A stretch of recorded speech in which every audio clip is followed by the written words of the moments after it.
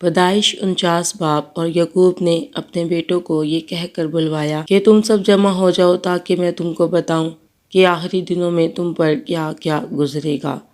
اے یعقوب کے بیٹوں، جمع ہو کر سنو اور اپنے باپ اسرائیل کی طرف کان لگاؤ۔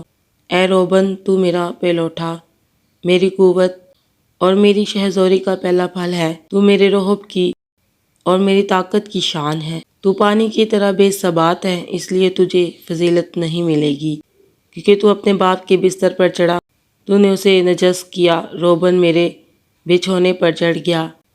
شمعون اور لاوی تو بھائی بھائی ہیں، ان کی تلواریں ظلم کے ہتھیار ہیں۔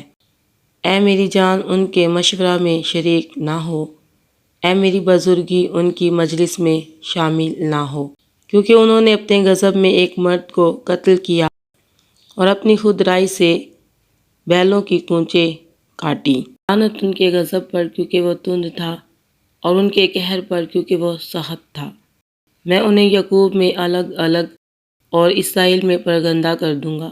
اے یہودا، تیرے بھائی تیری مدح کریں گے، تیرا ہاتھ تیرے دشمنوں کی گردن پر ہوگا، تیرے باپ کی اولاد تیرے آگے سرنگوں ہوگی۔ یہودا شیر ببر کا بچہ ہے۔ اے میرے بیٹے، تو شکار مار کر چل دیا ہے۔ وہ شیر ببر بلکہ شیرنی کی طرح دبک کر بیٹھ گیا، کون اسے چھیڑے؟ یہودا سے سلطنت نہیں چھوٹے گی، اور نہ اس کی نسل سے حکومت کا عصا موقوف ہوگا، جب تک شلوہ نہ آئے اور قومیں اس کی مطیع ہوں گی۔ وہ اپنا جوان گدھا انگور کے درخت سے اور اپنی گدھی کا بچہ اعلیٰ درجہ کے انگور کے درخت سے باندھا کرے گا۔ وہ اپنا لباس مے میں اور اپنی پوشاک آب انگور میں دھویا کرے گا۔ اس کی آنکھیں مے کے سبب سے لال اور اس کے دانت دودھ کی وجہ سے سفید رہا کریں گے۔ زبولون سمندر کے کنارے بسے گا اور جہازوں کے لیے بندر کا کام دے گا، اور اس کی حد صیدا تک پھیلی ہوگی۔ اشکار مضبوط گدھا ہے جو دو بھیڑ سالوں کے درمیان بیٹھا ہے۔ اس نے ایک اچھی آرام گاہ اور خوشنما زمین کو دیکھ کر اپنا کندھا بوجھ اٹھانے کو جھکایا اور بیگار میں غلام کی طرح کام کرنے لگا۔ دان اسرائیل کے قبیلوں میں سے ایک کی مانند اپنے لوگوں کا انصاف کرے گا۔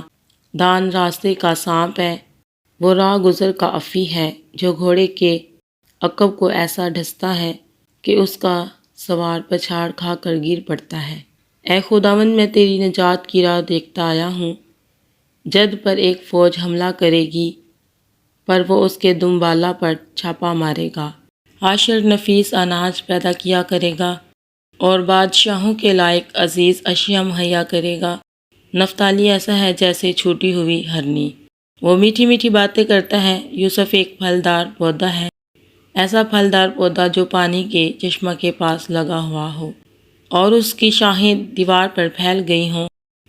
تیر اندازوں نے اسے بہت چھیڑا اور مارا اور ستایا ہے، لیکن اس کی کمان مضبوط رہی اور اس کے ہاتھوں اور بازوؤں نے یعقوب کے قادر کے ہاتھ سے قوت پائی۔ وہیں سے وہ چوپان اٹھا ہے جو اسرائیل کی چٹان ہے۔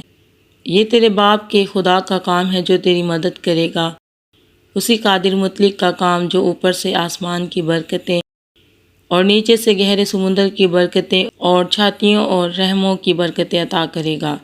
تیرے باپ کی برکتیں میرے باپ دادا کی برکتوں سے کہیں زیادہ ہیں اور قدیم پہاڑوں کی انتہا تک پہنچی ہیں۔ وہ یوسف کے سر بلکہ اس کے سر کی چاندی پر جو اپنے بھائیوں سے جدا ہوا نازل ہوں گی۔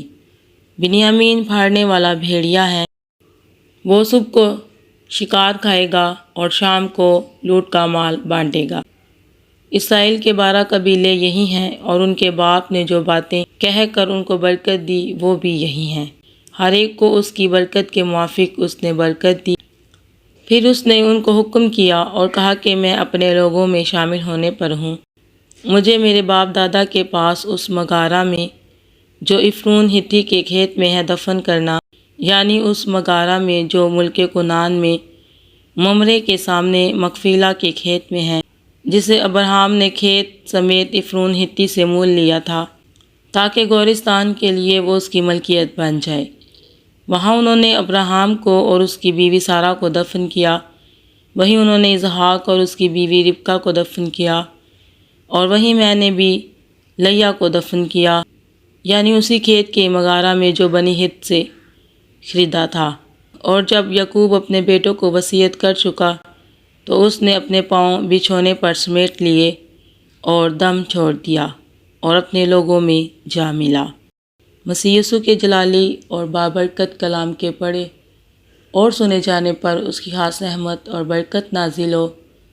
خدا باپ کا شکر ہو اور آپ سب کی سلامتی ہو، آمین۔